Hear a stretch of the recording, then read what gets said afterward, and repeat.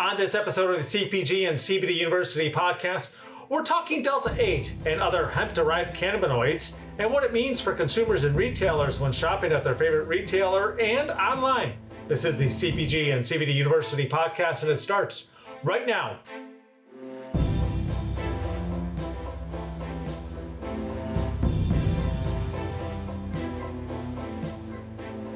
I'm Joe Augustinelli, host of the CPG and CBD University podcast. And if you are a returning listener, welcome back to our podcast. And if you are a new listener, we are glad you found us on our podcast platform of choice. And don't forget, you can catch full video episodes on YouTube each week. And wherever you get your podcasts, we ask that you subscribe to our podcast and get notifications when new episodes are published. As I mentioned, each week. It's been one of the hottest topics, of 2021 in hemp. And here we are at the end of 2021. We're talking other cannabinoid products outside of CBD. And my guest today on the podcast is the Vice President of Sales, Vince Gillen. Vince, welcome back to the podcast as always. Thanks, Joe. Good to be here. Lots to talk about, so let's get right to it. It was just about this time last year at the end of 2020, we were starting to see a new wave of hemp products outside of CBD. These still have a lot of momentum and consumers continue to see them. And they seem more intrigued now than at the end of 2020. Right. Yeah. And I think there was a lot of confusion when CBD first came out in the whole cannabinoid space with, where is CBD from? What else is in hemp? And you saw first CBG, CBN, those type of cannabinoids come out and be added in with CBD. And then you saw the emergence of Delta 8 towards the middle of last year, which also hemp-derived, that gained a ton of popularity and really is one that took off much like CBD did a few years ago. And you were on the road this year, as we've covered on past episodes, meeting with distributors and retailers. What's the buzz about Delta 8 on the retail side? Well, the buzz on the retail side is it's been what the consumer's been buying over and over and over again. So it really rejuvenated, I think, the hemp category when CBD kind of slowed down with the pandemic and probably just a lot of brands out there. And again, there was that confusion of what works, what doesn't. And with Delta 8, you had really a huge attraction and consumer interest. And then it helped people really understand and get educated on what's from hemp. Why is this useful? Why should I take it? So, and then, one thing that we've seen recently is there's been a huge push from, veterans and people that have been coming out, saying, hey, I use Delta 8, hemp-derived THC products, and they love them. And I think that just really has transpired into something that's like a movement of other hemp cannabinoid products, even though they've been in the market. So, Delta 8's just really taken off. And again, it reminds me very much like CBD did back in 2018, 2019. And it was at those trade shows earlier this year where you were able to show off some of the new Delta 8 products from our in-house brands, both Hemp Bombs and Mystic Labs. Right. So what's the feedback been on those from distributors who have decided to add them to their inventory? So first we launched Mystic Labs, obviously, last year, and we wanted to keep that. We did Delta 8 products specifically under Mystic Labs just to not have that confusion with CBD and Hemp Bombs and just kind of see how it went. And then we did add it towards the beginning of the year, the Delta 8 products to the Hemp Bombs lineup. And, the reception was great. We were a little bit late, I would say. There was a lot of cartridges and disposable products in the market. So we were late on that. However, we were probably one of the first to have gummies out there, which that's what we specialize in. And really now we have 10 flavors for Mystic Labs, 5 flavors for Hemp Bombs, and then each one has a 5 count, a 12 count, a 50 count. And then we actually added a higher potency SKU as well for those brands too. So it's been really good. And the trade shows have really turned into again, hemp-derived cannabinoid show. You go there and it's not just CBD, it's Delta 8, it's CBG, CBN, Delta 10, other products that are out there. And it's been really great. I think it's been huge for retailers. It's been very good for distributors that have really stayed in the fight with trying to push for whatever the popular brands are to be in retail. And again, it goes back to gummies being, the main staple product for people that, that's their main way they want to take it, the delivery method.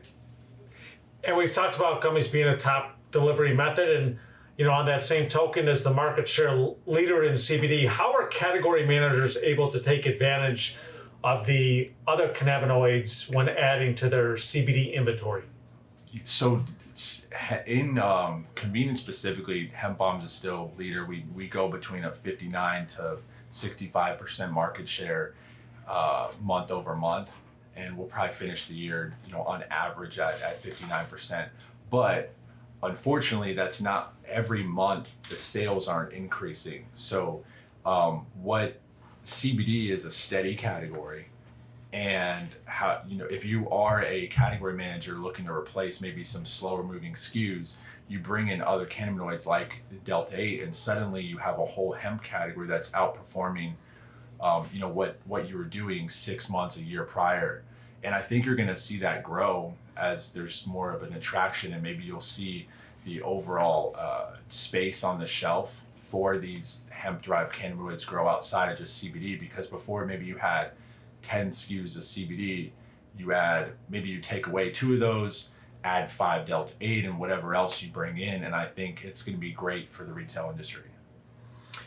And going back to the Hemp Bombs Delta 8 gummies, which we talked about, those gummies were chosen as the retailer choice best new product in the CBD hemp edible category this year, an award that you had the privilege of receiving while at NACS. How important is that for retailers looking to add to their inventory? I think with the awards, it's just credibility. There's companies that probably get awards that don't necessarily deserve them. Maybe it's just the voting, the way it works. But with this one in particular, it was neat that it talked about taste, price point, packaging, and then I do think they looked at brand awareness, hence the reason Hemp Bombs won that award. And again, it gives credibility, especially when you look at these other cannabinoids derived from hemp. You want to buy product from manufacturers that are practicing good manufacturing practices. They're safe.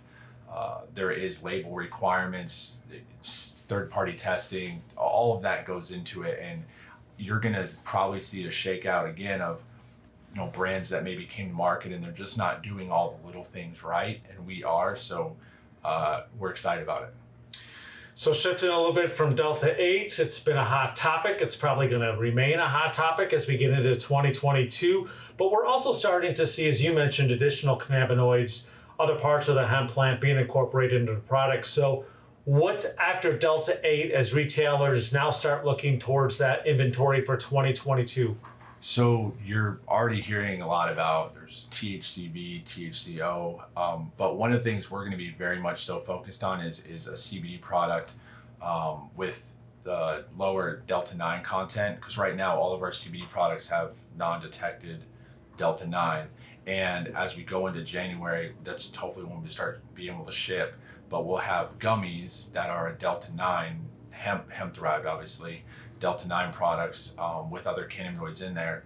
And we really feel that consumers are ready for that. They understand what the benefits are of Delta 9 THC products from hemp, and they'll add those to their regimen of CBD, maybe Delta 8.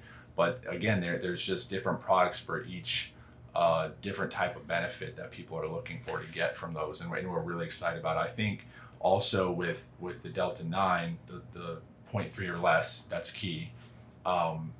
There's a lot more states where, 48 states out of 50, that's lawful. So very similar to CBD, if not exact, outside of a couple states, like Colorado as an example. But there's a lot of opportunity for retailers to capitalize on that. And there's probably 35 states or so, give or take, the number changes, that can sell Delta 8. So you have an additional, 13 states that can, and those are needle movers that where there's highly populated, metro areas where retailers can capitalize on other cannabinoids that maybe they don't just want to have CBD. And we'll wrap up on this point, which is a great transition. And with that evolving regulatory environment, heck, we're still waiting on any federal guidance when it comes to just CBD. Yeah. So with the evolving regulatory environment surrounding the hemp industry, how do we work with distribution and retail partners to ensure safety and compliance? Well, one of the great things that happened with Delta recently is it became clear that the DEA, as an example, does not consider it a controlled substance, which if you look back on CBD, originally that's what everyone was saying. And they worked past that. And then Delta, there was that confusion, and there's a couple states where they had, questions asked from either the Board of Pharmacy, Department of Health, and the DEA said, hey, hemp-derived Delta is lawful with less than 0.3 Delta 9. So that was huge for the industry, and you saw some pushback in states like Texas, where the Department of Health was trying to ban Delta 8, and they actually filed an injunction against them. They appealed, and they stayed the injunction, so that was great. And again, I think when you look at the people that are behind it and that are consuming these products, you have everyday people, it could be a soccer mom, it could be grandma, grandpa, whatever, but there's also that veteran support. And once you start bringing veterans into the mix, we didn't see that with CBD like you're seeing it with these other products like Delta 8, and probably you'll see that with Delta 9 as well.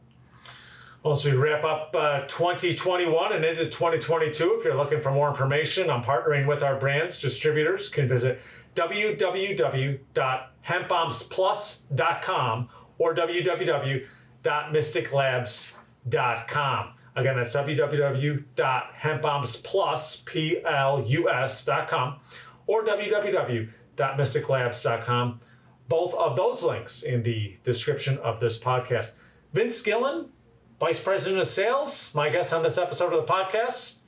It'll be our last podcast episode of 2021, so enjoy the rest of the holiday season. And thank you. I'm sure we'll have you back not too far into the new year before you start hitting the road and get all those trade shows. Absolutely. They start in, I think, January or February, so we're excited. Awesome. Looking forward to a full calendar, hopefully, next year of trade shows. 100%.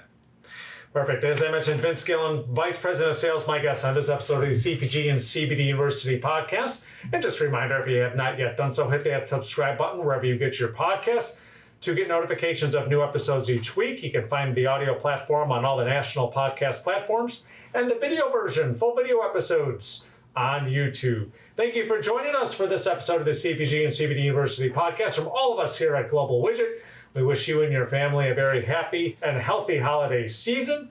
I'm Joe Augustinelli, host of the CPG and CBD University podcast. Thanks for tuning in.